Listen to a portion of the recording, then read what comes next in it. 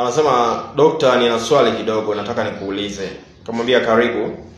Anasema, "Ukisex na mwanamke anayenyonyesha, wewe mwanaume unaweza kunyonya ili kuongeza hamasa au unaweza kuyachezea tu?" Nikamjibu nikamwambia, "Hapana, hutakiwi kunyonya mpaka aachishe." Nikamwambia punguza munkali bosi wangu. Akasema, "Sawa boss, ila kuchezea naruhusiwa?" Nikamjibu tena nikamwambia si sawa, maana inaweza kukuletea hamasa ya kunyonya. Ni vema ukashughulika na maeneo mengine. Mbona miisho ya fahamu ni mingi?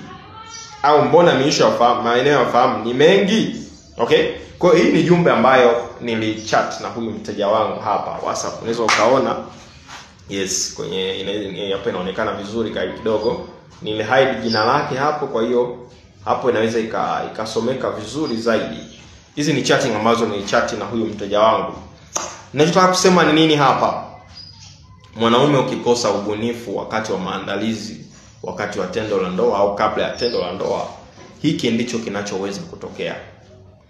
Mwanamke ana miisho ya fahamu mingi, lakini pia mwanamke ana maeneo yasiyopungua 12 katika mwili wake.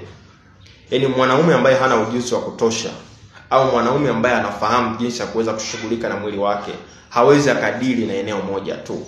Jamani, mwanamke anayenyonyesha, hiyo ni mali ya mtoto.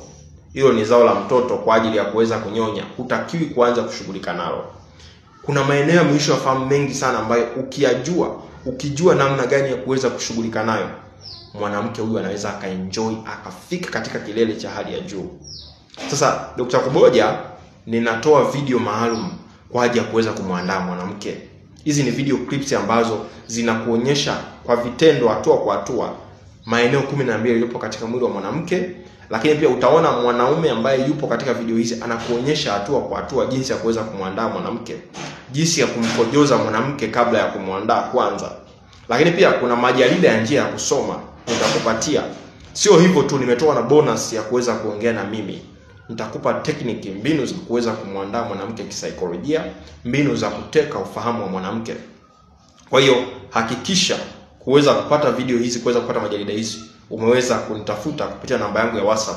Kama unahitaji kupata elimu hii, nitafute kwa namba ya WhatsApp ama nipigie simu. Chukua namba yangu hapo katika profile. Gharama hizi video ni shilingi 15,000 tu. Narudia tena. Gharama hizi video ni shilingi 15,000 tu. Chukua namba yangu kwenye profile hapo, hakikisha umenifollow kuweza kupata video hizi.